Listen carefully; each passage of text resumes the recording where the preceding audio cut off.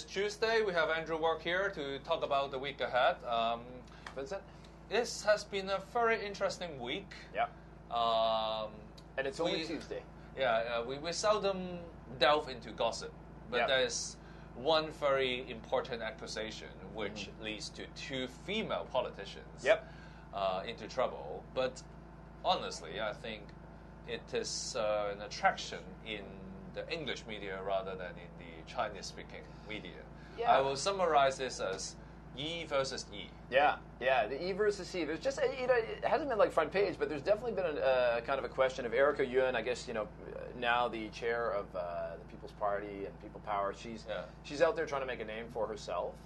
She's trying to make a name for herself in a way that looks more substantial on the issues.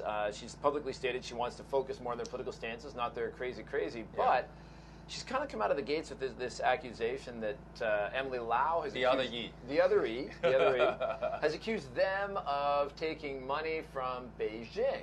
Now it's really funny because this hasn't been widely reported. Emily Lau, I haven't seen anything directly from Emily Lau.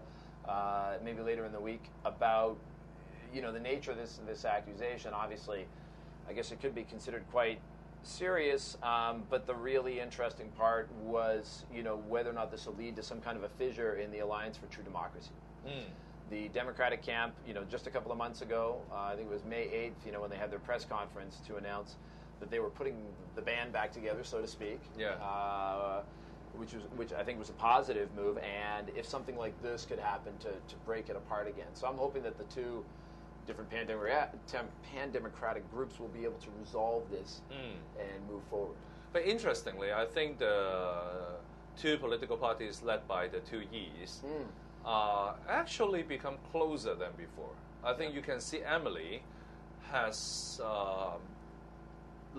led the Democratic Party in a way which is much more fierce than before. Yeah. I mean, although she proud herself and also the Democrats as being very rational, but on the other hand, the way they convey the message has become more fierce. Whereas for the People's Power, led by Erica Yuan, she made it very clear that she will become less aggressive, but still confrontational.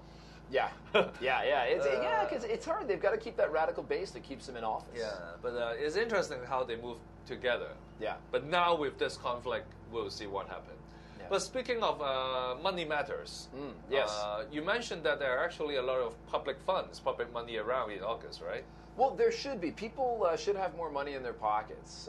And the reason for that is there's a lot of things that just, kind of slip under the radar. Maybe they got mentioned in the budget and then quietly are forgotten when they actually happen. So, for example, right now, people who are in public housing get 2 months free rent. August and September. Here we are in August and people are getting 2 months free rent. Oh, really? Yeah. But I thought it's something announced back in February. Well, this is it. It gets announced back then and people kind of forget about it. But now people are like, rent holiday, which is fantastic for 2 months. So they got it in summer. So they got it in the summer. So it's in August and September. Free rent. So they're getting. So people are going to be happy about that, or they should be happy. And I'm going to talk about the rest of it and talk about why maybe they aren't. There's people getting the CSSA, OAA, OALA, and also the DA, disability allowance, are getting an extra month. Oh. So everybody on welfare is getting a bonus. All right. So again, this is going to be more money that's going to be going out into the community. And a smaller thing, the Leisure and Services and Cultural Department has lowered rental fees for the various facilities they rent up for sports and culture and things like that. It's a tradition for August, ever since the Beijing Olympics. Since the Beijing Olympics, they have this initiative of encouraging more people to use the sports facilities. And which is great. But it's but all these different things are going out, and you would think that maybe it would take a little bit of it would help with the government's popularity among the people that are benefiting from this. But that message doesn't seem to be making it out there.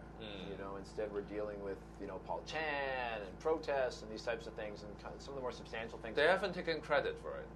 Yeah. They haven't taken credit for it. Yeah, they don't seem to have really been effective in getting the credit for that. Well, there are obviously political credits that they can grasp, but the government didn't take it for two reasons. First of all, it's summer. Yep. A lot of the politicians are not in town. Yeah. Secondly, a lot of Hong Kong people are actually traveling. Yeah. So they miss an opportunity. Not in the base of people who are benefiting from this. Yeah. Those guys are not taking, holiday like the upper middle classes. Yes. Maybe, they should be able to find one person from Execco who can go and be like, hey guys, just a reminder, everybody's getting a couple of months of free rent. Yeah, I think so. I think or at least they can ask the relevant head of bureaus or their permanent secretaries to remind people that you're going to get your money this month. Yeah. Or you're going to have free rent for 2 months. Yeah. So they might afraid that they put on a political show, but I think it's a safe show too, because a lot of the LegCo members are not in town. Yeah, that's fair, because a lot of the LegCo people can afford to be out of town. But it's something like a simple walkabout. It's a bit of a dog and pony show, but just to go around and say, hey, how are you doing with your extra month off? Is this helping you? Talking to a few people. It's pretty easy PR, but chief executive, no press officer. Yeah. On the other hand, even if the government won't take credit for it, it's a very good time for the pro-establishment camp to take credit for this. Yeah, they could go out and make that argument as well. If they were asking for these things to be put in the budget, they should be able to say, we asked for this, we got it. All right, so the keyword for today is credit. I mean, if you have credit, you should take it. So CREDIT, political credit, how come there's no one going to grab that? Yeah, that's it. All right. Thanks, Vincent. All right.